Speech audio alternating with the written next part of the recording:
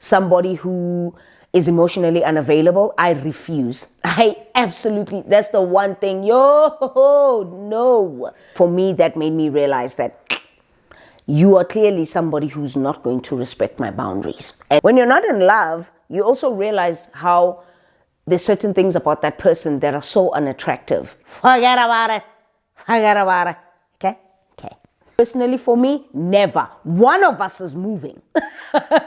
Somebody who also works on themselves and their mental health, and they are open with you, especially in times of conflict. There's nothing like it. The pool that we have to look from is not mixture. Yay! Are we too open-minded? Are we too independent? We have to be. I don't think there's ever anything such as too independent. As women, we have to be independent.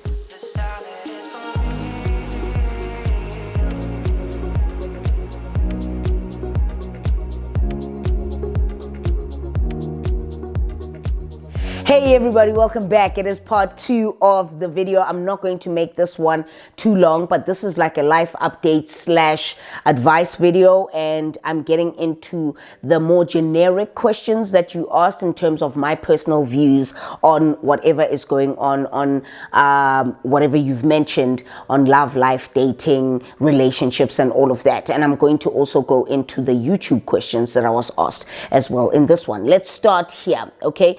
What does a healthy relationship look like to you? I think for me, a healthy relationship is one where there's trust. Of course, all those things. There's trust, there's loyalty, but also there's emotional availability. For me, I've realized that you need to be in a relationship with somebody who is willing to be emotionally available even in the tough times.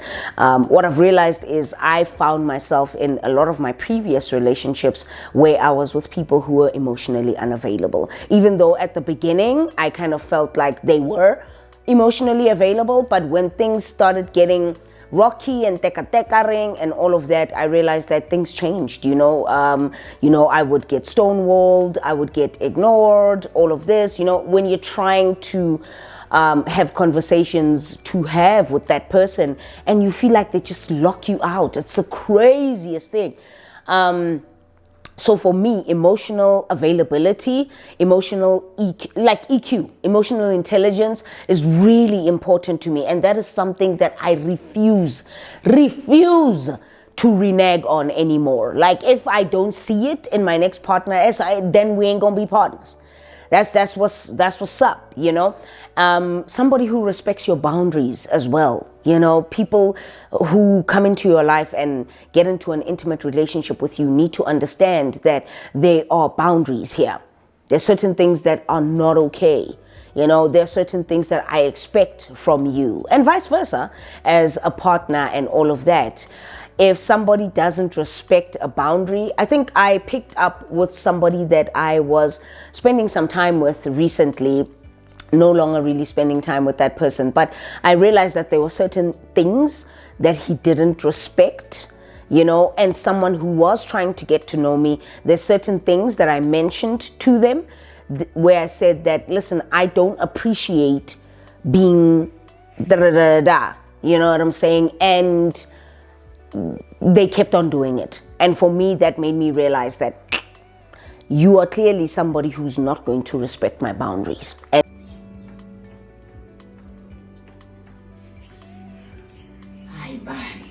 And that is going to be a problem for me. So it needs to look healthy and stable, where boundaries are respected, where emotional intelligence is on the forefront, right? But where also there is love and passion and trust and loyalty, One of the things that I realized is that in my previous relationships, when I would speak and say something off of the top of my head when we are having a good time or when we are enjoying ourselves or whatever, when a fight would come, some of the things that I said in jest or when I was, when we were cool, would come up in the middle of a fight. Like, yeah, you remember you said this to some.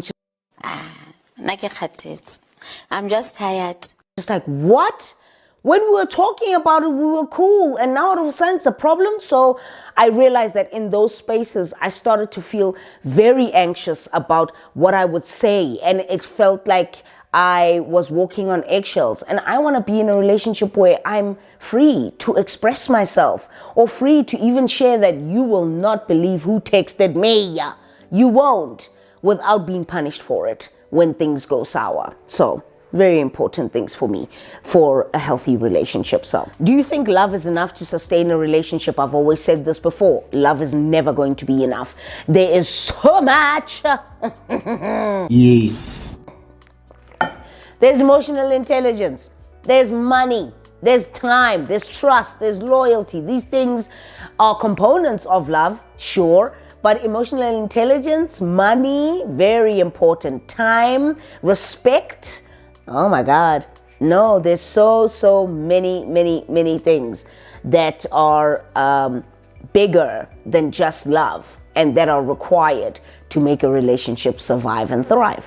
So many things like healing, growth, personal growth for each other, but also together as an individual. Yeah? What? For each other, but also individually, right? Very big thing. Very big thing. Have you ever been in love? What did that feel like for you? Of course I have. I've been in love, I'd like to say twice in my life, like where I really feel like, oh my God, I love him so much. Never been in love with a woman. I've loved, but I have never been in love with a woman before. Have I been in relationships with women before? Yes, I have. But I've never been in love. I know how to recognize how I feel when I'm in love, right? And it feels grounded. It feels stable. When I'm not in love, then all the other aspects will come in, right? I'll feel anxious. I'll feel ignored. I'll feel unseen. I'll feel betrayed if I was cheated on and all of that. But when I'm in love, I feel grounded. I feel stable. I feel like that relationship is a very integral part of my life that makes me feel good. I feel encouraged. I feel supported. I'm also very much attracted to that person. When you're not in love, you also realize how there's certain things about that person that are so unattractive. But when you were in love, you didn't see them, right? You didn't see them. And for me, I was just like, this is a clear, surefire indicator that I'm not in love anymore, But I have been in love. It's a wonderful feeling. It's a feeling that I always encourage. You feel it, man, from the beginning. When you're in love, you feel it from the beginning. And it's grounding, it's stable. Oh, it's beautiful. For me, it's not, oh, butterflies. Let me. No, the older I've become, and you will notice this too, the older you become, when you're in love, you don't feel anxious. You feel grounded. You feel stable. You feel wanted. You feel needed. It's those parts of you, those trigger points of you don't exist when you're in love. When you're not, they come back. They come flooding back. And as somebody who's anxious, I've realized that, when the relationship was I would get anxious a lot about what I say, how it would be viewed, how I would be treated.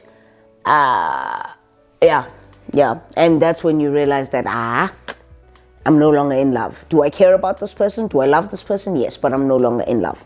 What are red flags that you no longer ignore? Somebody who breaks boundaries, somebody who is emotionally unavailable. I refuse. I absolutely, that's the one thing. No.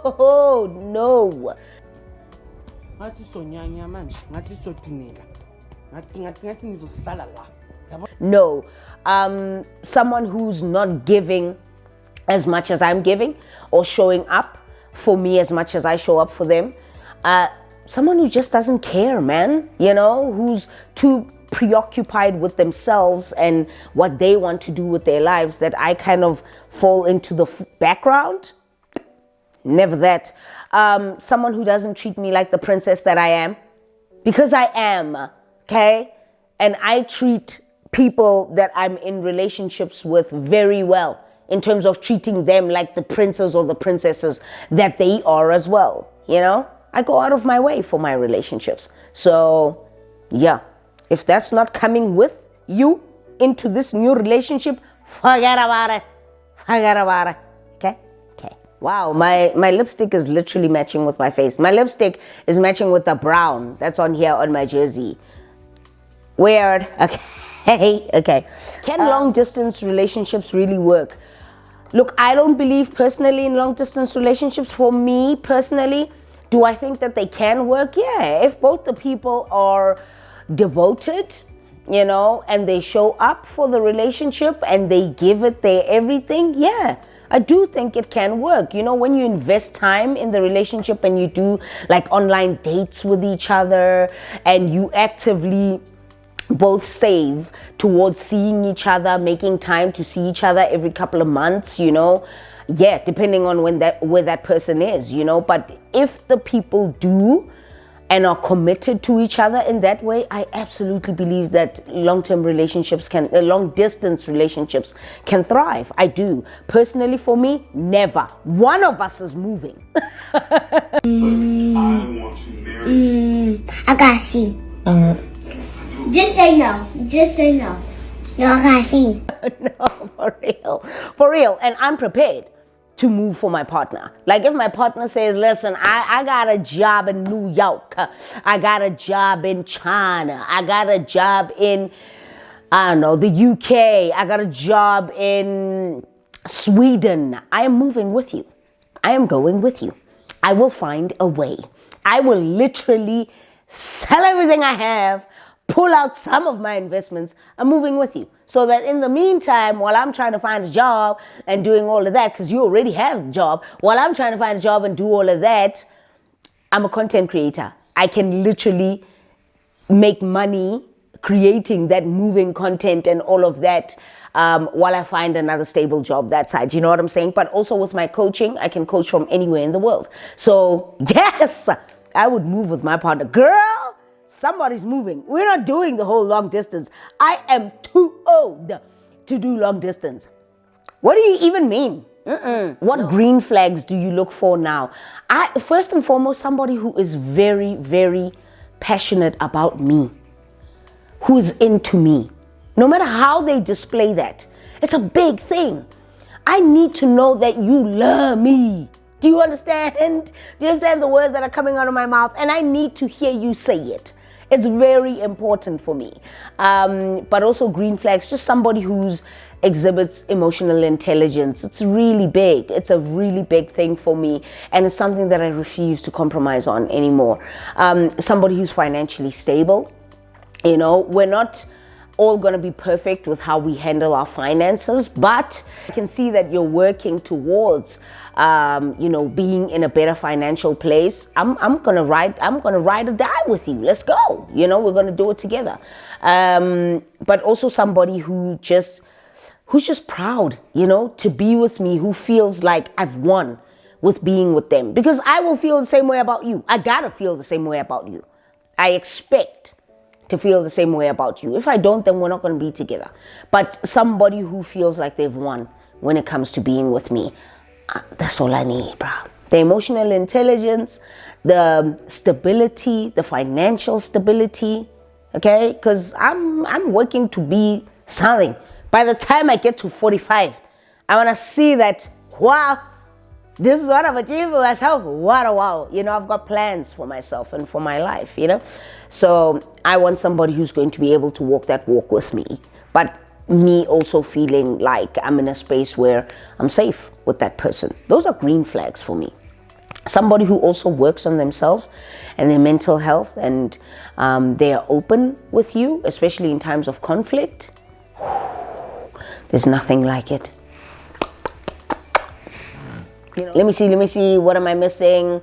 Okay, let's go to the YouTube ones. How about that? Let's go to the YouTube one. One thing that immediately comes to mind is, and maybe you can address it to other women in their later 30s who are single. Gotcha, girl.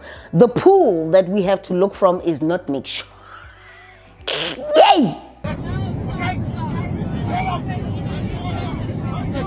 Yay!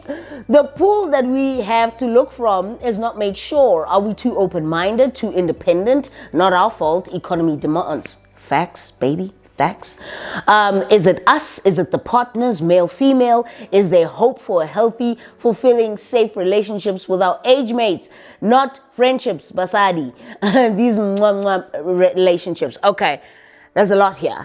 You said a lot here, but I'm willing to address this. So, yes, the dating pool now, shite. Absolute shite. And I think the older you get, because a lot of people are in stable, committed relationships when you're 35 plus, right? It becomes really hard to find somebody who is emotionally apt and they're in a good place and they're not acting like princesses. Men act like princesses nowadays. They want you to be the one. Let me tell you something. I will not chase a man. I never will. I need to understand what you are bringing. Once I'm in the relationship with you, watch how I behave. It's a pity that it's a pity that D and I are no longer together anymore, and he's not here to actually say that or comment on what I did for him for our relationship. I am very romantic when I'm in a relationship. I will spend on my partner. I will do this. I will cook for them. I don't mind doing things like that. I don't need to be a wife to be able. That's just my show of affection to that person, right? So shame. It's a pity he's not here to say yes, that it's true. Yes.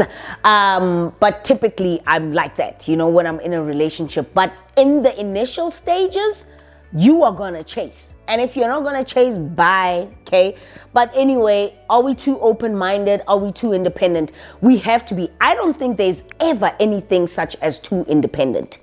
As women, we have to be independent. Yes. That's just the thing. That must always be in the back of your mind. You need to make your own money. You must never ever depend on a man for money. A man must want to give you money just because. Or you can just tease him and be like, I'm going out with my friends. Can you give me some money? And then he gives you. Great. Love it. But you must always, absolutely always want to be independent. Because when you are independent, it's easy to exit and enter relationships. You don't have a problem with that, right? You're not dependent on someone else for your livelihood, or that you eat today, or that, blah, blah, blah. People stay in very emotionally unhealthy relationships because they're dependent on their partners financially. That is a big red flag. You should never. Is it us? Is it the partners? Let me tell you, sometimes it's us. Let's be honest. Sometimes it's the partners, let's be honest. If people are not going to be in a space where they want to do the work on themselves and actually bring themselves into relationships where they want to work with their partner to be able to work through things, and they run at the first sign of problems, then that's not you. If you were there and wanting to work on things, but they decided to run, then it's not you. But if you want to work on yourself, then it can't be you if you're working on yourself. You know what I'm saying? If somebody cheats on you, you gotta go. It be like that sometimes. You know what I'm saying? Is there any hope for healthy, fulfilling, safe relationships with our age mates? I don't know. I hate to say that.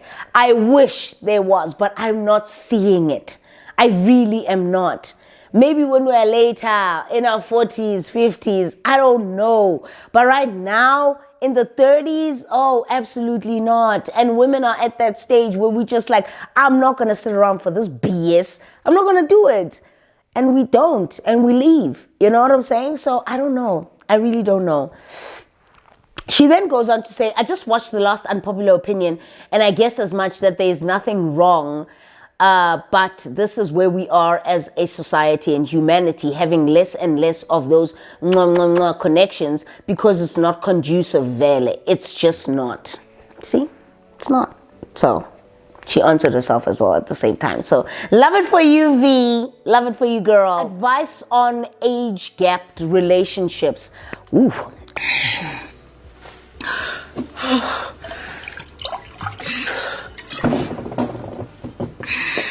Okay, listen, I don't have a problem with age gap relationships. I don't. It depends on what the age gap is. If the girl is 22 and the man is 57, I have a problem. There's an issue here because we need to consider things of coercion. We need to consider things of money, power. We need to consider things of grooming. We need to consider a whole lot of things, right? That is too significant of an age gap with someone who is very young and someone who is much more older, much more accomplished, probably also financially, monetarily accomplished, right? Financially, monetarily accomplished and all of that, that there is going to be an indiscrepancy here where the other person is going to feel like they have to give more of themselves or bend their boundaries, bend over backwards, whatever, to accommodate the older one. And that is a problem. However, if it is an age gap where 37 and 48 or 55, I don't think so. We're both grown enough to actually, I don't think there's a problem there because I think we're both grown enough. We've established ourselves enough to know that, hey, we're in this for love. We're in this to build, to grow together. But you can't tell me nothing about me that I don't already know. And these are my expectations and them too, vice versa. But if it's with someone who's very young and someone who's much older, there is something there. And maybe you can even flip it. Let's say the man is 22 and the woman is 55. Still, there's a big power imbalance there. That man is going to have to bend over backwards, do all of this, do all of this. This woman is going to insert coercion. She's going to groom. She's going to have ridiculous expectations. She's going to and expect them to be met. And that is a problem. So it depends. I don't have a problem with a 10-year age gap between me and my next relationship. I don't have a problem. I don't have a problem with a 12-year age gap. I'm 37. 10 years is 47. Okay? You know what I'm saying? 13 years is 50. It's fine. For me, I don't see an issue with it. I really don't. Do I prefer to be in a relationship with somebody who's more or less around my age and older, maybe 4 or 5 years older? That's my preference, right? But am I willing to go up to 10? Yeah. I don't think I would stretch it to more than 10, to be honest. I don't think so, actually. So I just changed my thing there. But typically, I don't think so. This is the last one. Mojo says, hi, girl. Hey, girl. Love the hair, ma'am. Thank you. How are the studies going this year? Love that you always share so openly with us here on the Red app. There's no studies happening this year, Mojo. You probably might have watched in the previous video where I said I'm trying to build my financial portfolio because of, you know, all the money I had to spend during COVID and, you know, everything was shut down, especially in the work that I was in, and projects were very slow to pick up again. They're picking up now, but at the point where I'm financially focusing on growing my financial portfolio. So I'm not studying right now because that would take out a huge chunk of money from that capital that I'm trying to build. So at this time, I'm not really focusing on anything in terms of studies, but hopefully in the next year, I don't mind. I'm thinking of it. I really am thinking of going back to school next year. So we'll see how it goes. All right, I'm going to wrap it up here. Let's see, it's 23 minutes long. That's fine. I'm going to wrap it up here. Thank you so much for tuning in. I hope you guys enjoyed the video. As always, thank you so much for choosing me over and over again. If you did enjoy the video, which parts of the video did you enjoy? And what have you learned? I'm doing these videos so that you can feel a sense of comfort and a sense of wholesomeness and home with regards to, you know, where you are in your life right now and what you're planning to achieve. And if you may be feeling a little bit lost or confused, or you're not sure, you know, where things are going with relationships, with your life and all of that, I'm here to tell you that it's not too late. And I'm filming these videos primarily because my birthday is in literally a month. It's the 7th today. My birthday is on the 7th. So I really want to film these just to be that big sister of the internet, and you guys can, you know, gain a little bit of golden nuggets from these videos. But it also gives me a time to just chat and relax and yap and not focus too much on the content that I need to create for you. So I hope you guys enjoyed the video. If you did, thank you so much. Please don't forget to watch the ads. Play the video again if you skip the ads. Play the video again and do something else, okay? Or watch something else. Just have it, so put your phone here, have the video play, and watch something on Netflix. Just take down the volume. That's all you need to do. Okay, the more you watch it, the better. Please also comment and engage. That really also helps. I really hope you guys enjoyed this video. I'm gonna go, and I will see you in the next one. Until then, take care and sayonara.